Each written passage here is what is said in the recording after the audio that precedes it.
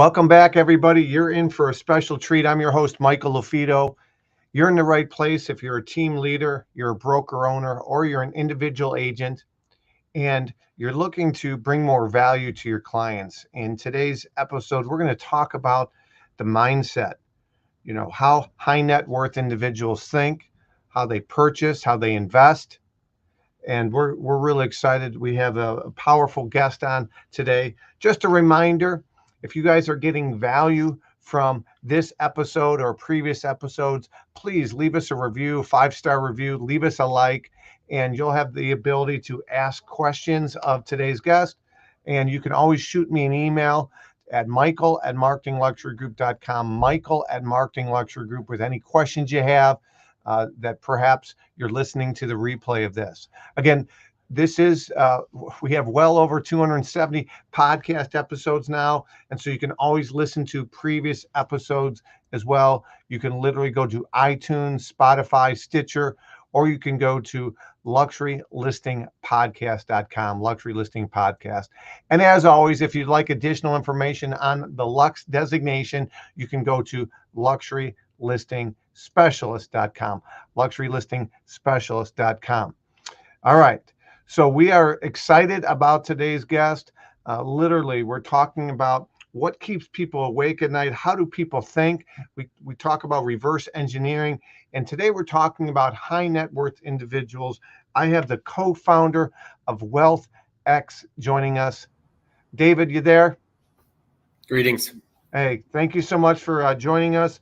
As 2024 gets underway here, as interest rates are coming down. Again, our audience is team leaders, broker owners, individual agents. We have some people listen to our podcast that are just curious as to what's going on in the upper price point. So first off, tell everybody a little bit about you, a little background on what WealthX is and how you work the upper price point in regards to what is a high net worth individual? What do they look like? What do they, how do you define them? So tell everybody a little bit about your company, and then we'll get into what is a high net worth individual.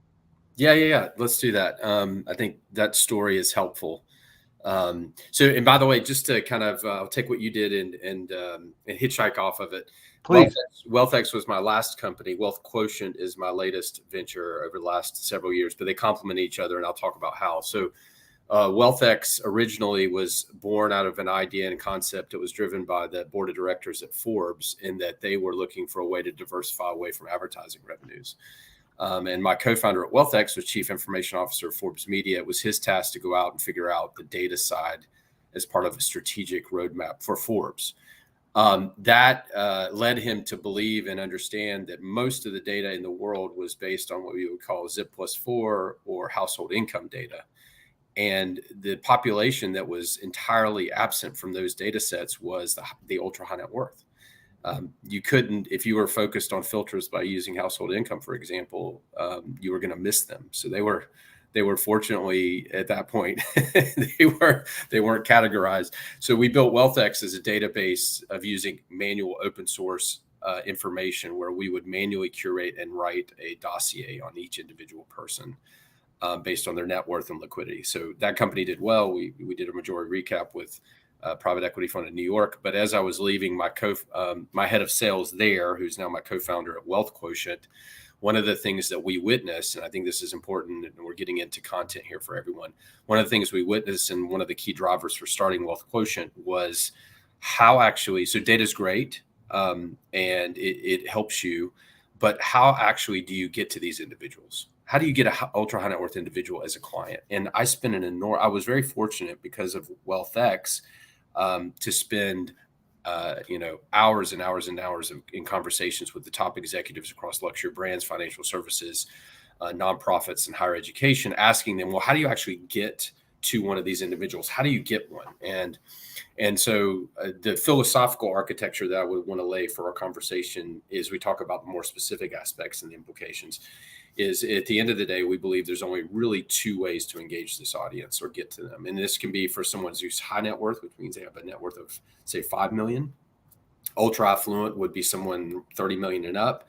Demi-billionaire would be $500 million, and then even a billionaire. But these principles and concepts that we're getting ready to talk to actually apply to anyone. They get more and more acute as you go up the food chain, if you will.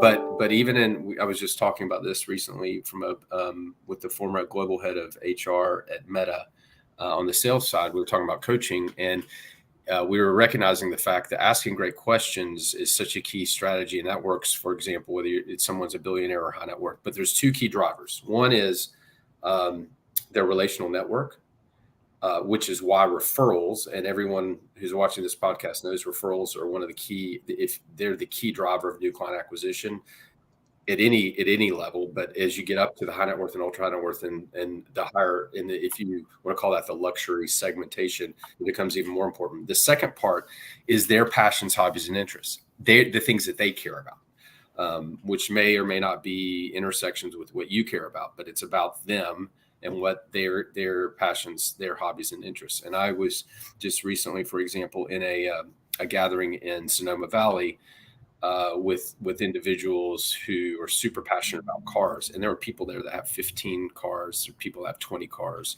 and they have millions and millions, and they love these cars. And that was a cornerstone for this community of people to come together and engage with each other, regardless of the backgrounds. So those are two really key points in terms of thinking about how to engage this audience. So engagement, right? Building rapport. The old nobody cares how much you know until you know you care. So figuring out their passions, their hobbies, and interests. That's a great point.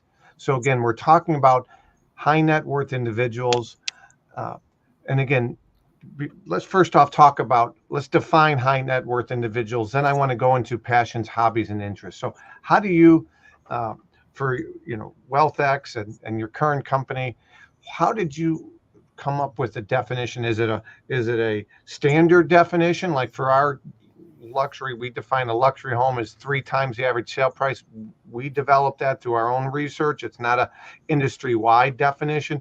Talk to me about how do you define high net worth individuals, and is that something that you came up with, or is it kind of known throughout the world, or is it North America specific? So let's start with the flag that the stake we put in the ground at WealthX, my last company, was to define what ultra high net worth meant. And I think in Wikipedia, if you look it up, it will say WealthX kind of defined it, but we put a stake in the ground to say that ultra high net worth, and really we're the ones that for the first to come out and make it an institutionalized definition, that ultra high net worth means 30 million net worth and more. And there was a lot of different, there was a Tower of Babel of definitions. Some people said it was 30 million in liquidity, for example, right? So and I think the Capgemini report at that time used that kind of definition. But since at WealthX, we were the first enterprise in history to gather data from the ground up on each one of these individuals versus a top-down approach, which was used by, say, McKinsey or Capgemini, all these different consulting firms who do surveys, and even the most recent UBS, the UBS report. These are all based on surveys. Doesn't mean it's not good. But we were the first, and we had the authority because we had data they didn't have to say, this is how we're going to define it. And so it was 30 million net worth. So 30 million plus net worth is how you define ultra high net worth individual. That's correct. So sometimes for our listeners, you might see a abbreviation of UHNW. Okay.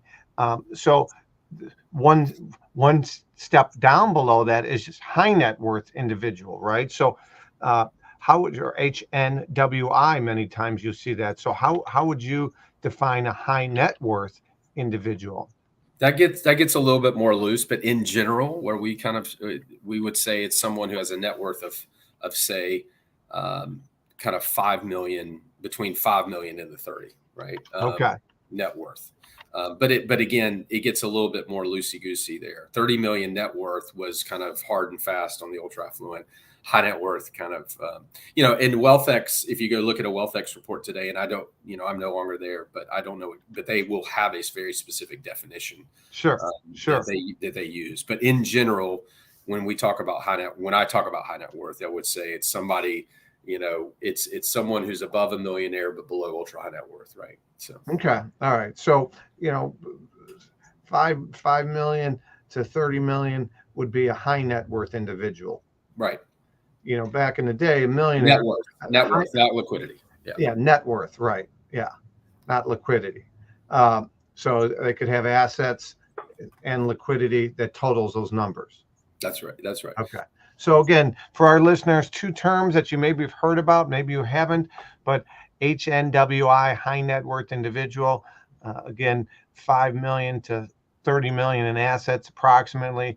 And a step up from that is what we call ultra high net worth individuals. And those are 30 million and above in net worth. So, so first off, thank you. Now let's get back to passions, hobbies, and interest. Okay. So how did they think? What's important to them? What keeps them awake at night? Part of our title is, how do the high net worth individuals, how do the wealthy, how do they buy? How do they invest? What excites them? What keeps them awake at night, right? And so talk to me a little bit about passions, hobbies, and interest of high net worth individuals and ultra high net worth individuals. You mentioned multiple vehicles. In my own market, I'm based in the Chicagoland market. You're absolutely correct on the multiple vehicle standpoint. And many times they're buying the car and trading it in and making money and getting another one. And right. It's just one of many vehicles. Right. It's a convergence of passion, but also who they are as an individual, and that they're not going to sell it for a loss. Right. The trading or the making money undercurrent overflows into everything they do. Right. So you're right. It's fun for them to trade. It's just it's like trading cards, right? They're just a lot more expensive. Yeah. And it's fun, and it's fun for them. Right. So, it's interesting as you think about passions, hobbies, and interests. There's kind of, what I'm going to say may seem a little bit paradoxical, but I'm going to resolve it for you, because the irony is that, and it's very similar. If you've ever heard in the family office space, there's a saying: if you've seen one family office, you've seen one family office, right? So the idea is that what an individual is passionate about is particular to them. And so while the reality is there are broader trends, and I'm going to talk about a few, the idea of how to engage an individual is you really have to come with a very bespoke mentality. And so just to drill down very quickly into a very tactical, concrete tool that we coach and use at WealthQuotient that everyone that's listening can walk away with. And in many ways, we're recycling Andrew Carnegie, right? Which is, Influence, the great sales book, where he said, if you want to be interesting, be interested. That's the other version of what you just said. Uh-huh. But what does that mean and translate if you're going into a meeting with a prospect who's ultra high net worth? And so I will give you one of the tools that we use and coach. And that is trying to understand that person. So doing as much research as you can about them to understand what makes them tick, their passions, hobbies, and interests. But then taking all of that information as much as you can, and if there's articles and so forth, taking that information and curating it, and then crystallizing it and boiling it down into 5 key questions that you have, that in those 5 key questions should have nothing to do with your agenda, your product, your offering, what you're trying to sell, what you're trying to accomplish. They should be completely focused on trying to engage that person. And so that is a great discipline as far as having the right mindset for a sales professional going in to understanding the right mindset of the person sitting in front of them. Because if you go in with that discipline, even if you don't use those questions, asking great questions accomplishes, so many different things psychologically. One, it convinces the person you're genuinely interested. And if you took the time to do that, then you are genuinely interested, right? Even if they, and most ultra high net worth individuals, and as you get up the scale, especially as you get to billionaires, they believe that everyone is coming at them and everyone wants something from them.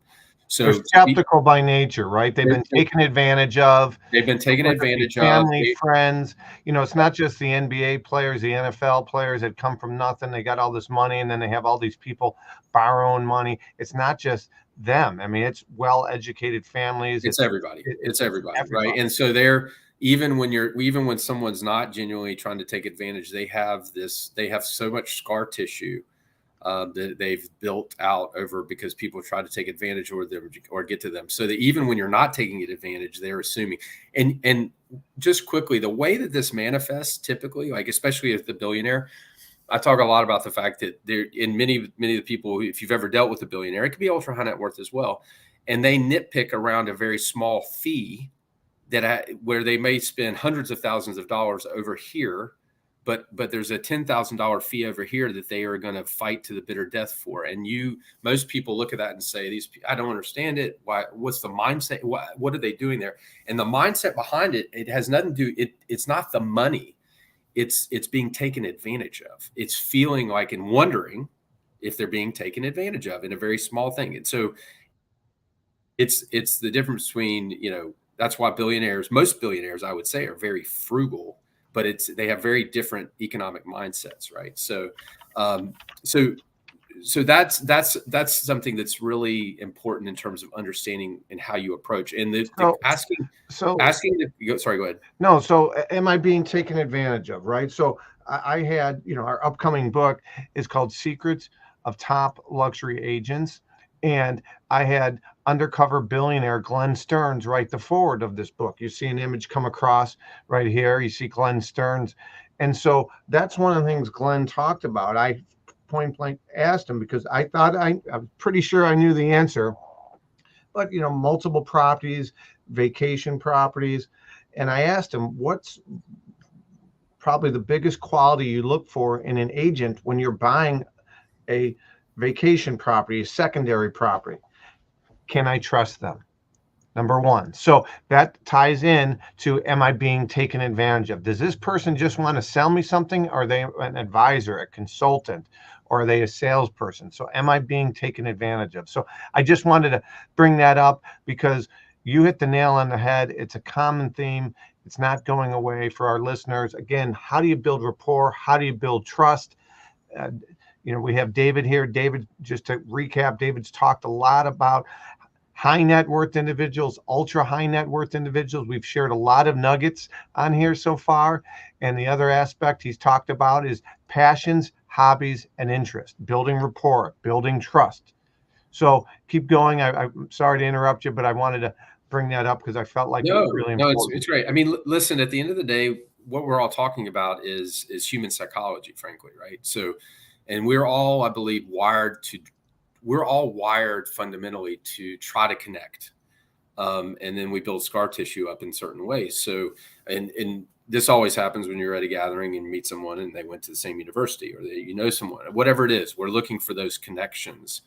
And we use the term a lot, creating coincidences. So it's not Machiavellian to have researched ahead of time the fact that somebody went to a university and bringing that up and creating that coincidence, because that's how trust happens and how trust is formed.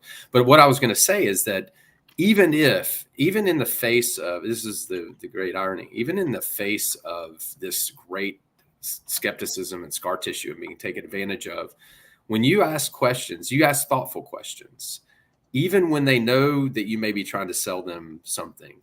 And even if they completely position you that way, asking great questions will start the process of eroding that skepticism and building trust. And even if they're positioned against it, even if they know that you're asking questions, because we as humans, when someone asks us a great question, it really probes and goes deep. I was at a dinner recently with someone, and he's a very wealthy individual. He's on the board of a lot of companies. He ran one of the biggest defense companies in the world. And we were the setting was important because we were there as a broader context of collections in a specific passion area. But we were talking a lot, and he was talking a lot, but I asked him a great question because we were talking about mergers, and I said, can you recall one great merger that's ever happened or acquisition? because we were talking about strategically when corporations acquire and merge. And he paused and he said, no. He said, that is a great question. And I knew, and then he literally handed me his business card after that and said, I'd love to connect with you. And I said, sure. But it was just thoughtful questions and and that's something he's passionate about as an executive. So that's a great tool, which is as a discipline. If you're going into a meeting, by the way, this discipline can work for a new prospect. It can also work for someone who's an existing client who you're trying to build a closer relationship with and trying to migrate and transform them into more of a referral source. So it's a discipline that anyone can do. Anyone can do this. My 14-year-old son So we're talking about these 5 key questions. You're talking Yes. about discipline right now. Have you gone into these yet? I want to put them on the screen if you have.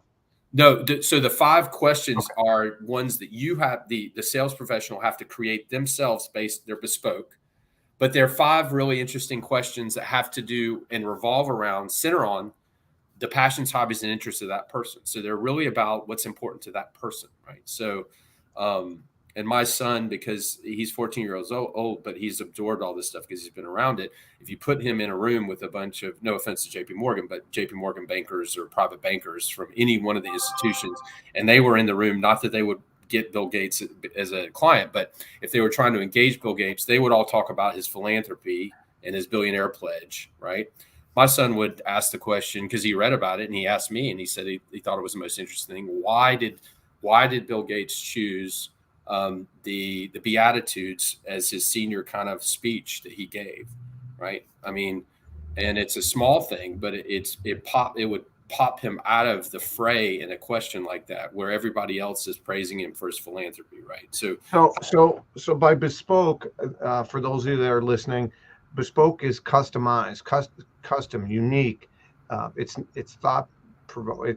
It's one of a kind, so to speak, right? It's not the cookie can. Hey, tell us about this philanthropical, or asking questions, differentiate, yes, right? Differentiate. Right? We talk about. Yeah. We teach agents all the time. Don't show up like everybody else. When everybody goes left, go right. And so differentiate with your questions. So what I hear you saying, just again, for those of you that are listening, some people are working out, some people are driving, you're talking about 5 key questions, and you don't have the questions. It's there, but what you're saying is each individual is different. Do your research on their passions, hobbies, and interests, and develop unique, bespoke questions based on their success or maybe their failures. Asking questions that maybe somebody else, hasn't asked them about, but passions, hobbies, and interests. Correct? That's correct. I just did this exercise with 5 top performers from who's who of luxury that are in a mastermind class I'm coaching. And we just did this where I gave them just one newspaper article on one person. And I said, read the article and then have 5 questions. And each one of them came up with really unique approaches based on their own view, but questions that really had nothing to do with real estate, right? They were all about what that person. One was, I think, on George Soros's son who just took over, and what about legacy, all kinds of the other things. So it's just a great exercise. It's a great exercise, frankly, for a sales professional. It's a great exercise as a human being, right? So it forces you. Asking better questions, thought-provoking questions, taking into it. I mean, so again, for those of you that are just tuning in, Michael LaFido here, you're listening to another episode of the Luxury Special podcast. I'm so excited about today's guest. We're talking about high net worth individuals. We're talking about what keeps them awake at night. How do they purchase? How do they give? How do they invest? David, former co-founder of WealthX, co-founder of WealthQuotient. Am I pronouncing that right? Yeah, you got it. It's just like an IQ, like your intellectual quotient, wealth quotient. Yeah. Yeah. So some great information. Like literally, we were just having a conversation. I was with my 7th grader yesterday about basketball. He wanted to get more playing time and asking the right question to the coach versus can I start? It's hey, what can I do to get better? Asking the right question. So it's an artwork. I mean, literally, I just invested in a a program, a book, a black book, if you will, on book of questions to ask, right?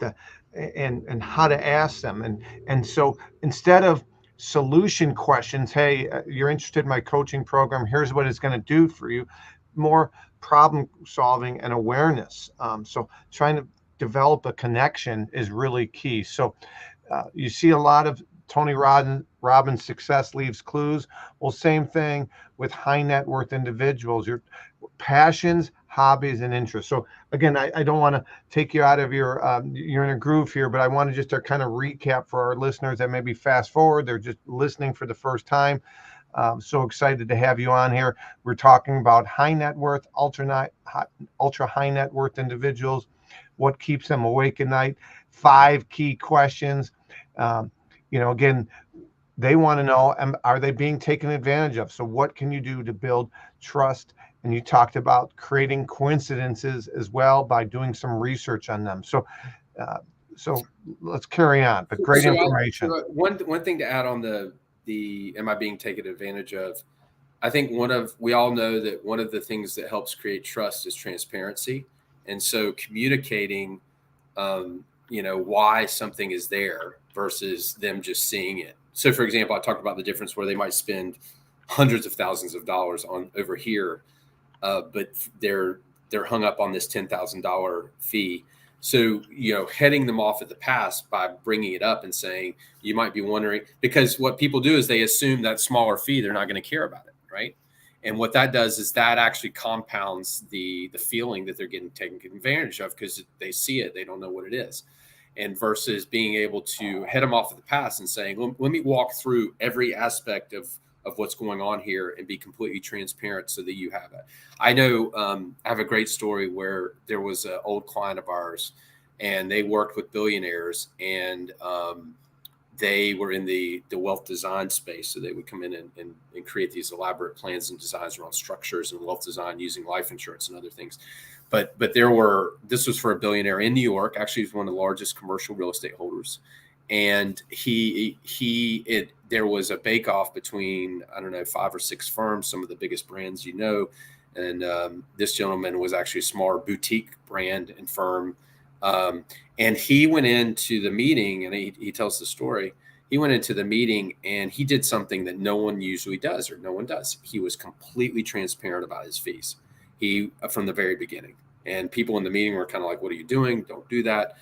And he said, this is how much we're going to make. This is where it comes from. And he was totally transparent about it. And because of that, he actually won the assignment. He won the relationship and he built the trust. And listen, you have to use discretion and you have to use wisdom, but going back to being transparent. So, Michael, let me transition us because we got into some very concrete tactical tools on how to engage this audience, their mind, thinking about their mindset, understanding that passions, hobbies, and interests, 5 questions. So there's some let me pull back now though. And let's talk about from a mindset perspective, some of the kind of more macro trends that are going on that are interesting. So one of the biggest trends that I've seen is that privacy is the new luxury. And so privacy, and then what you can say is a core theme that has its own implications, has manifestations across all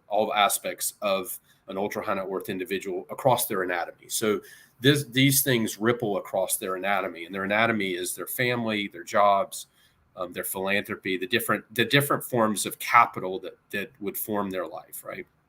So let's talk about, on the digital side, digital privacy is becoming a huge, significant issue for ultra high net worth individuals, family offices, because of next gen being on. And so that's a big concern. And for most of them, for specifically within the domain of luxury real estate, a key implication of this trend is the growth of, compounds, right? So we're seeing, at least I've seen, I'm assuming folks that are listening and you as well have seen this trend where ultra high net worth individuals are buying a place and then buying the properties next to them or the condos, or they're building kind of a moat if you will, around them if they can. And so the rise of these compounds is really, a very similar. Had that happen. I mean, just had that happen. A town called Geneva, Illinois, is about 30 miles west of Chicago, downtown. Sold a $2.3 million property to a successful business owner. He owned a manufacturing company down the road. Right. And he knocked on the door of the house behind it. Very nice home. Yeah. Paid a premium. Right. Tore it down, and there's a grass backyard. Right. But he didn't want someone looking into his window. Right. I mean, listen, that's you just captured the exact trend, but also the exact business owner, ultra high net worth individual, and that makes sense. I mean, if you got the money. Yeah, if you got the money. Because he could always resell that lot down the road, but he's enjoying his time there, not looking at, somebody else swimming in the backyard. Yep. So I think that's a big trend. And with that trend of kind of, I think that's the external kind of architecture, the external design aspect of luxury real estate, these compounds. The internal implications from an architectural standpoint is the rise of more public spaces within the house where they can do more entertaining, I think. So I think the pandemic shifted the mindset many times. Not that people aren't going out; they love going out and they will. But I think there was the pendulum. Obviously, people only had people into their homes, but the pendulum is never going to swing back the other way. And I think a lot of these families are enjoying the idea of bringing people into their homes again and hosting salons and hosting conversations. And so I think that trend will continue, and that has that desire to do that has an implication for the way that homes are designed. It will have an implication for private chefs, and I think there's going to be a real growth in the use of private chefs, not full time necessarily, but to create a climate and environment for people to have other people into their homes, right? So yeah, I completely agree with you. I'm seeing that similar trend, not just locally, but as I travel, talk to others, I do believe that there's some lack of trust as well in perhaps the government and the shutdowns, and could it happen again? And so let's be proactive in case it does. Having your own little compound, and you can have guest or in-house quarters, or like you said. So I do think that's driving some of it as well. Yeah, that would be the macro geopolitical, right? Which is, and the underlying current there is control, right? So one of the key things that this group likes to have is control, and it's how they built their businesses. It's how they got things done. So that becomes if you think about these kind of core key impulses, and then you're assessing the implications of those for how they operate, right? So control is always a big thing from an investment standpoint as well. So yeah, and I would even say control and power, right? So they're running their businesses. They don't like to be told what they're used to being kind of the top dog. So that's both control, and they're in powerful positions. Yes, and then the real challenge. We're getting really into the psychology of it, but the challenge is when the more and more the success that the momentum they build around their success, the more and more people that would speak truth to them either leave or get removed. And then unfortunately it becomes echo chambers for a lot of folks. Now, great example of someone who didn't do that was Warren Buffett, which Charlie Munger, who just passed away, was Buffett called him the abominable no man because he basically said no to every investment opportunity. But, the sign of real health among an individual at that level, especially at the billionaire level, is, do you have someone that's like a Charlie Munger that can speak into your life that you listen to, or do you have echo chambers around you? So that's a great point. Great point. Yeah. Do you surround yourself with a bunch of yes people, or do you surround yourself with people that challenge you? And many times, that's part of the inner circle as well. That's the inner circle, right? Well, and people may be listening going, well, yeah, but what does that have to do with me or selling real estate? And it has everything to do with you, because you have to determine how you're going to position yourself in your relationship with an individual. Are you going to do you want to get the business? And the only way you're going to get the business is by being part of a culture of kind of telling someone what they want to hear. Or are you going to walk in and say, listen, this is the truth. This is what you need to do. And if you can't do that, then we probably shouldn't work together. Yeah. So it does have direct implications for, how you operate, how you work with someone.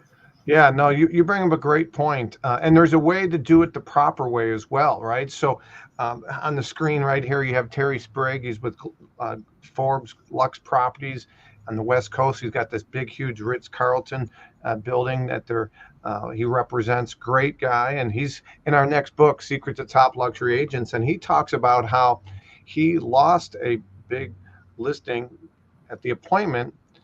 And later, they went through one or two agents. They interviewed him again, and they hired him, and he got it sold. But he said, "Hey, if you don't mind me asking, why didn't you hire me?" Basically, the first time they said, "Well, you went right," and he's dissecting what he could have done differently. He was so focused on. He looked at it as he's the doctor, and he's telling him exactly what needs to be done to fix that ankle, that injury. But he didn't build any rapport. He just went right into what's wrong with the house, what's wrong. Yeah. And so again, they weren't ready to hear. It's interesting. Yeah. I mean, the other way I express that is you have to earn the right to be heard. So you're right. Coming in with the truth, you got to be careful with that, because you will, sometimes they're not ready to hear that yet. But listen, sales is two things, right? Everybody says this, everybody knows it's, do I like you and can you do what I need, right? So, because those are the two things you got to do. But that's an interesting case study, right? Yeah, it is. Well, good. What anything else? I know we have some resources for the listener. You and I could talk on and on. I love that. About you're just a wealth of knowledge. I think we're right at that place where hopefully people want more. So I think that's where we want to lead them, right? Perfect. Yeah, you're exactly right. So we have something, a free offering for all the listeners. Again, David was so kind, and I'm trying to bring value. Say, hey, what can we give to everybody? Obviously, we're limited in a 30 to 40-minute conversation, but if they liked what they heard, where could they get some additional information, more info? And so on the screen right here, correct me if I'm wrong, there's a free download. And I'm going to put that actually on the screen here. There's a link for the free download. I put it in the remarks section, but if you guys go to mywealthq.com/free-referral-toolkit, they can literally download a toolkit to provide a guide through simple daily and weekly activities that will help begin generating referrals to new affluent clients. Is that correct? That's correct. This is kind of an action plan to help you start to think, because we didn't talk about it a lot, but the core part of all the WealthQuotient methodology is how can you accelerate and be more proactive and systematic about referrals? Everyone talks about referrals. Everyone knows that referrals are important, and everybody acknowledges referrals, how they get new clients, but what can you do proactively about it? And so we're at the heart of it, it's asking for a specific referral request is one of the key things. So this is kind of a toolkit to help you start to think about it, implement some things, et cetera. Yeah. So it's free. All right. That's great. So free. So you guys try it, dip your little toes if you like it, or if you're like myself, you're an action taker and you want to implement more. You guys also have a more advanced hands-on module-based course, correct? We do. We have a whole methodology, and so I think what he's getting ready to show is the high net worth introductory course that we have with Who's Who Luxury Real Estate, which is a key partnership for us. And we're only doing this with them, but this program is really the same program that a lot of our existing business enterprise clients go through, whether it's a Tiffany or a Citi Private Bank or some of the top luxury brands in the world. And this is access to the content. And so there's actually three components. One is what we call a boot camp, which is it helps you on the mindset side, understand this market, understand the biggest mistakes people make. And then we walk you through a 5-step methodology on how to accelerate proactive, data-driven referrals. And so we have a toolkit, we have the tools, So for example, we talked about the 5 questions. We have a tool there that walks you through how to actually do that in one page. The tools we've kept to one page, so it's something you can implement, execute.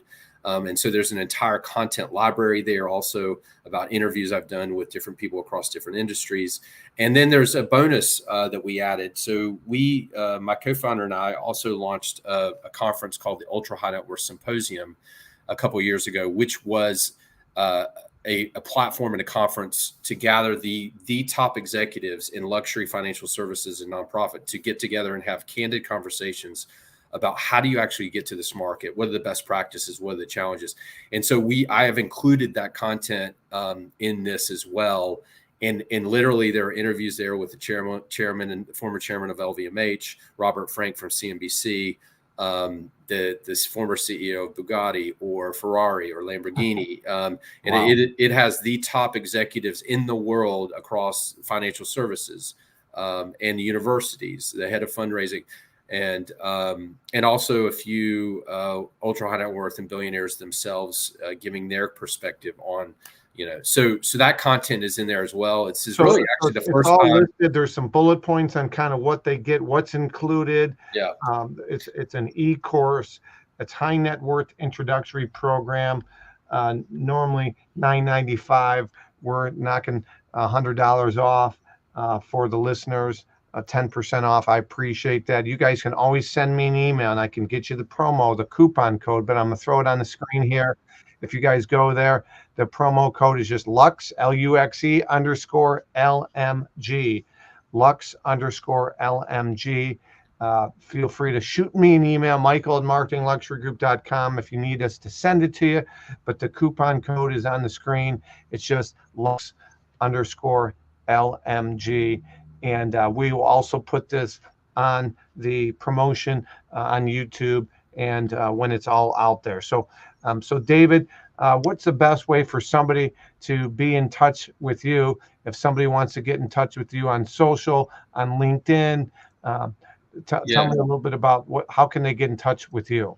Sure. You can, my email address is my first initial and last name, D Friedman @mywealthq.com. Feel free to email me directly. On LinkedIn, I'm linkedin.com/in/UNHW. So nice. You got a good one. I did get the good one. So yeah. I'm on LinkedIn as well. And obviously people can reach out to you. They have your contact. So feel free to email you and say, hey, I'd like to talk to David about these courses or whatnot. So. Absolutely. So again, make sure you guys download the free toolkit, if you will. Go to mywealthq.com /free-referral, toolkit. Again, Michael and Marketing Luxury Group. If you guys need this information, again, you're driving, you're working out, just shoot me an email. And as always, if you guys are getting value, David just gave 43 minutes of content nuggets. To recap, we covered a lot today, everything from defining high net worth individuals to ultra high net worth individuals. We talked about passions, hobbies, and interests. We talked about 5 questions, bespoke questions. And again, trust. How do you build trust? Because these individuals are skeptical. So David, just thank you so much. Just some great information. I'm going to reach back out to you here as we'd love to have you on an upcoming live stream that we're creating a webinar series on the state of luxury real estate. Excellent. Thank you, Michael. It's great. I really enjoyed it. Yeah, you were an excellent guest. Again, for those of you that want access to the free referral toolkit, reach out to me directly, michael@marketingluxurygroup.com. And if you want more information and interested in his course with the promo code, reach out as well. Don't forget, if you want to get certified in luxury, if you're passionate and you're committed to increasing your average sale price in 2024, then you should find out more information on our luxury designation. Go to Luxury Listing Specialist. I'm your host, Michael Lafito. You guys are great. Keep raising the bar in real estate, and please remember to prove others wrong. Take care, everybody. Until next time, you're listening to another episode of the Luxury Specialist Podcast. Take care.